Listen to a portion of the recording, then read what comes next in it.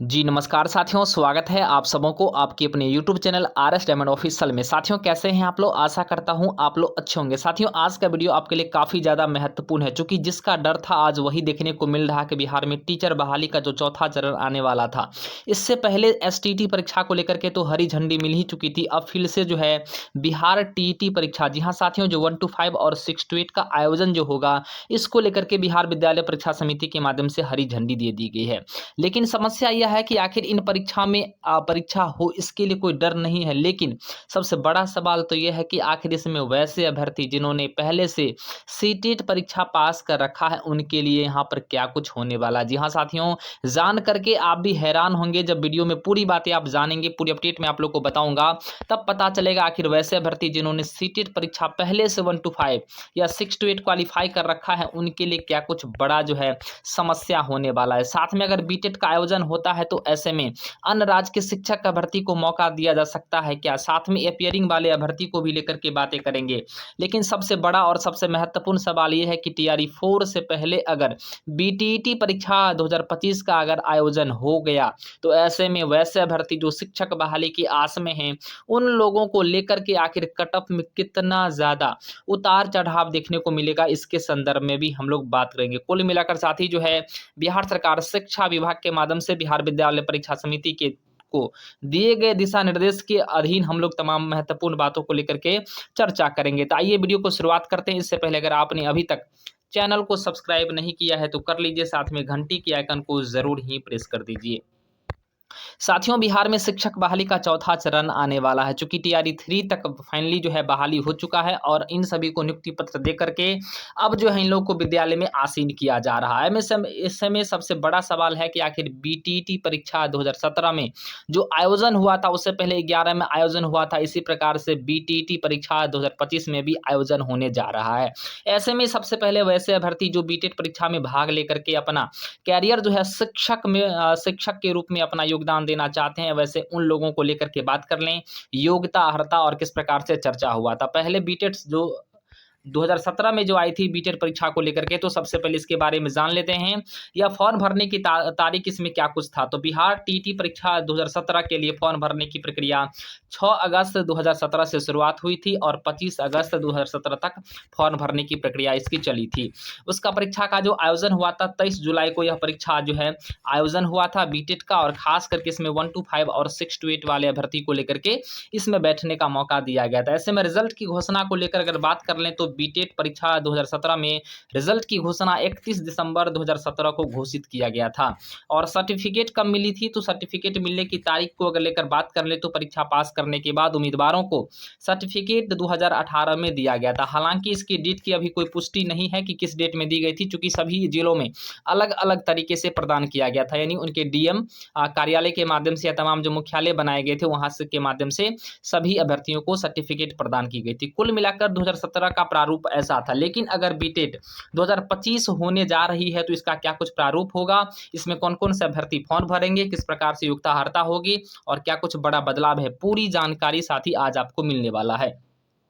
Bihar TT 2025 अर्थात Bihar teacher eligibility test की योग्यता और अर्हता संबंधी जानकारी मैं आप लोग को प्रदान करने वाला हूं। साथियों जैसा कि प्रारंभिक परीक्षा जो होनी है, प्रारंभिक जो विद्यालय हैं 1 to 5 को लेकर के, ऐसे में 1 to 5 को लेकर के जो परीक्षा होंगी उसमें क्या कुछ योग्यता होना है और अर्हता क्या कुछ धारण करना अभ्यर्थी को हर हाल में पालन करना होता है। तो ऐसे में शैक्षिक योग्यता को लेकर अगर बात कर ले तो उम्मीदवारों को निम्नलिखित में से कई प्रकार की योग्यता होनी चाहिए।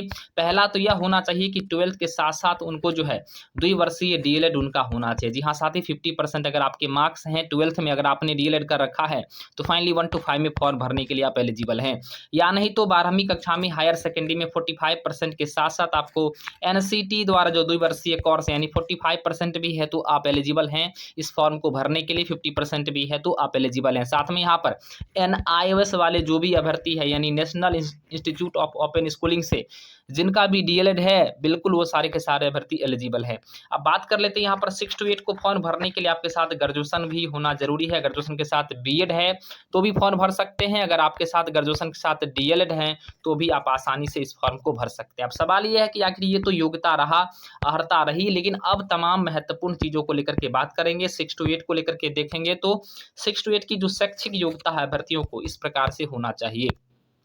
उनके ग्रेजुएशन के साथ यहाँ पर डीएलएड होना जरूरी है। जिन अभ्यर्थी भी 6 to 8 में शिक्षक बनना चाहते हैं और बिहार टीटी परीक्षा में भाग लेना चाहते हैं, फॉर्म भरना चाहते हैं, तो आपको यहाँ पर बीएड के साथ साथ आपके जो है ग्रेजुएशन आपके होने चाहिए, या नहीं तो डीएलएड के साथ साथ आपके ग्रेजुएशन एनसीटी के मान्यता प्राप्त जो कॉलेज हैं यहाँ से आपके डीएलएड होने चाहिए। उसके बाद यहाँ पर बात कर सकते हैं बीएड, तो देखें लिए अब आयु सीमा को लेकर के बात कर ले तो बीटेड परीक्षा में जो भी अभ्यर्थी भाग लेना चाहते हैं न्यूनतम आपके 18 वर्ष होने चाहिए। अधिकतम आयु की कोई निश्चित सीमा नहीं है, अर्थात सरकारी नौकरी को लेकर के यहाँ पर जो है कोई अधिकतम आयु की चर्चा नहीं की गई। तो कुल मिलाकर यह एक पात्रता परीक्षा है, तो इसमें आसानी से 18 वर्ष कम से कम होनी चाहिए और अधिकतम जितने भी आपकी उम्र हैं आप आसानी से फॉर्म को भर सकते हैं। नागरिकता को लेकर बात कर ले, क्योंकि नागरिकता में डोमिसाइल को लेकर के चर्चाएं थी, ऐसे में उम्मीदवार भारतीय नागरिक होना चाहिए और बिहार राज्य का निवासी होना चाहिए। अगर आप बिहार राज्य के निवासी हैं और भारतीय नागरिक हैं तो फाइनली आप यहाँ पर फॉर्म भर सकते हैं, यानी डोमिसाइल लागू है। आवेदन की प्रक्रिया को लेकर अगर बात कर ले तो उम्मीदवारों को आवेदन ऑनलाइन मोड में करना होता है। आधिकारिक वेबसाइट पर जाकर के फॉर्म भरने की पूरी प्रक्रिया को आपको संपन्न करना होगा। यानी साथ ही कहीं कहीं बीटेट 2025 का जो आयोजन होने जा रहा है बिहार विद्यालय परीक्षा समिति के माध्यम से, इसके ऑफिशियल वेबसाइट पर जाकर के वहां से आपको फॉर्म भरने होंगे। यह जानकारी समान मार्गदर्शन के लिए आधिकारिक अधिसूचना के लिए शिक्षा बोर्ड पर जाएंगे तो उसके बाद उसके वेबसाइट पर तमाम चीज़ों को लेकर के जानकारी प्रदान की जाएगी। लेकिन सबसे बड़ा सवाल है कि आखिर टीआरई 4 से पहले जो बीटेट परीक्षा का आयोजन हो रहा है, इस आयोजन होने से सीटेट वाले अभ्यर्थी को कितना नुकसान देखने को मिलेगा, या सच में सीटेट की परीक्षा की जो डिग्री है, जो सर्टिफिकेट है, उसकी मान्यता नहीं रहेगी, या क्या कुछ होगा। आइए पूरी बातें हम लोग यहाँ पर जानने का प्रयास करते हैं। उसके बाद जानेंगे कि बीटेट परीक्षा का कब आपके बीच में जो है नोटिफिकेशन, उसको भी सारी चीज़ों को लेकर के बात करेंगे। साथियों, जो बड़ी खबरें हैं कि बिहार सरकार द्वारा टीआरई 4 अर्थात बिहार शिक्षक जो बहाली प्रक्रिया है टीआरई 4 जो बीपीएससी के माध्यम से होना है, इसके अंतर्गत बीटेट और सीटेट के संबंध में आधिकारिक डिसीजन को लेकर के अभी स्पष्ट नहीं की गई है कि इसमें बीटेट को ही फॉर्म भरने दिया जाएगा या सीटेट को ही फॉर्म भरने दिया जाएगा। लेकिन कुछ तथ्यों के आधार पर हम लोग इसके बारे में जानने का प्रयास करते हैं। हालांकि आमतौर पर बिहार सरकार की योजनाओं में यह देखा गया है कि बिहार टीटी को बिहार राज्य में शिक्षक भर्ती के लिए प्राथमिक परीक्षा के रूप में मान्यता प्राप्त है। जी हाँ साथी, यह देखा गया है कि बिहार राज्य में जो शिक्षक बहाली की प्रक्रिया होती है उस प्रक्रिया में बीटेट को मान्यता प्राप्त है और बीटेट को यहाँ पर प्राथमिक परीक्षा के लिए बिल्कुल जो है यहाँ पर अग्रसरित की जाती है। तो कुल मिलाकर यहाँ पर बीटेट को वरीयता प्राथमिकता देने की बातें की जा रही है, जबकि सीटेट यानी सेंट्रल टीचर एलिजिबिलिटी टेस्ट यानी राष्ट्रीय स्तर पर आयोजन होता है और यह पूरे देश में शिक्षकों के पात्रता के लिए मान्य है। यानी सीटेट तो पूरे देश में मान्य है, लेकिन बिहार टीटी खास करके बिहार में ही मान्य होती है और यहाँ पर इसको अलग से जो है प्राथमिकता और वरीयता देने की बातें की जा रही है। लेकिन सवाल यह है कि टीआरई 4 में शामिल होने की संभावनाएं सीटेट वाले अभ्यर्थी को है या नहीं है, यानी क्या सच में सीटेट वाले अभ्यर्थी फॉर्म भर सकते हैं टीआरई 4 में या नहीं, या उन्हें भी टीआरई 4 के लिए बीटेट परीक्षा को उत्तीर्ण करना आवश्यक है। इसके लिए बात कर लेते हैं। साथियों, जैसा कि स्पष्ट है कि यदि बिहार सरकार टीआरई 4 में सीटेट को शामिल करने की योजना बना रही है तो इसका मतलब यह हो सकता है कि बिहार राज्य में शिक्षक भर्ती के लिए सीटेट भी एक वैध योग्यता मानी जाएगी।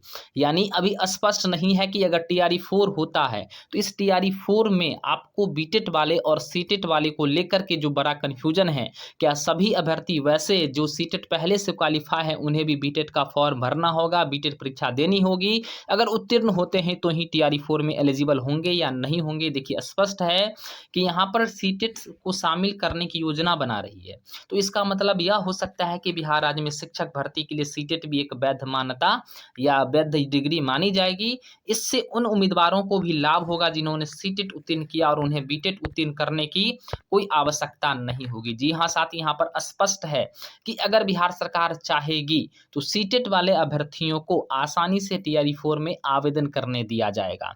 इसमें किसी प्रकार की कोई त्रुटि नहीं है, यानी उन्हें बीटेट परीक्षा उत्तीर्ण करने की ज़रूरत नहीं है। लेकिन अगर उन्हें लगेगा कि बिहार में बीटेट को ही मान्यता दी जाए और बीटेट वाले अभ्यर्थी ही जो है सिर्फ फॉर्म भरेंगे, ऐसे में सीटेट वाले अभ्यर्थी के साथ नाइंसाफ़ी होगा। लेकिन साथ ही बिल्कुल आप लोग निश्चिंत रहिए, सीटेट वाले अभ्यर्थी को मान्यता मिलना है तो मिलना है, और सीटेट वाले अभ्यर्थी भी टीआरई 4 में आसानी से आवेदन करेंगे अगर बीटेट का आयोजन हो भी जाता है तो भी।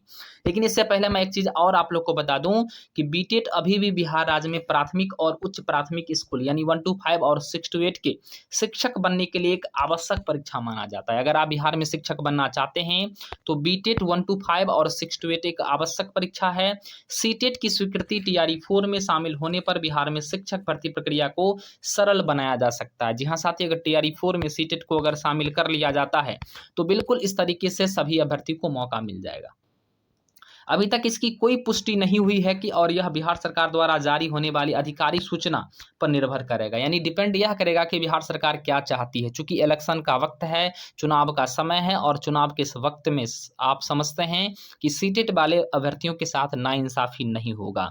इस प्रकार की जानकारी के लिए बिहार सरकार या बिहार विद्यालय परीक्षा समिति द्वारा बीएसईबी की आधिकारिक वेबसाइट पर अपडेट देखते रहना चाहिए, और यहाँ से ही बिल्कुल जैसे नोटिफिकेशन आएगी उसी नोटिफिकेशन में स्पष्ट कर दिया जाएगा।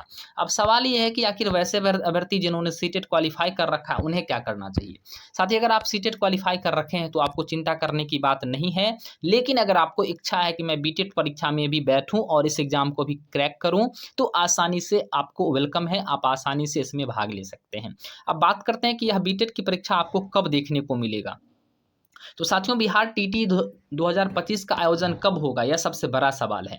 इसके बारे में अभी तक कोई आधिकारिक तारीख तो जारी नहीं की गई, नहीं कोई डेट फिक्स तो नहीं किया गया, लेकिन आमतौर पर बीटेट परीक्षा को लेकर के जो बिहार सरकार शिक्षा विभाग ने जो बड़ा जवाब दिया था, इसकी तारीख बिहार विद्यालय परीक्षा समिति द्वारा जो है बीएसईबी द्वारा घोषित होती है। लेकिन प्रत्येक साल जो है इस परीक्षा को लेकर के जो है होना था, चूंकि इसको लेकर के शिक्षा विभाग ने स्पष्ट किया था कि प्रत्येक साल बीटेट की परीक्षा हो।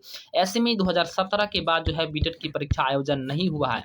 ऐसे में 2025 का वर्ष काफी ज्यादा जो है बीटेट परीक्षा को लेकर के एक्टिव है। बीटेट और एसटीटी परीक्षा दोनों आपका जो है अप्रैल के माह में नोटिफिकेशन देखने को मिल सकता है, क्योंकि शिक्षा विभाग के द्वारा स्पष्ट दिशा निर्देश बिहार विद्यालय परीक्षा समिति को दी गई है कि बिहार टीटी की परीक्षा को आयोजन कराया जाए। आपको सही और ताजी अपडेट के लिए बिहार विद्यालय परीक्षा समिति की आधिकारिक वेबसाइट को भी आप लोग विजिट कर सकते हैं।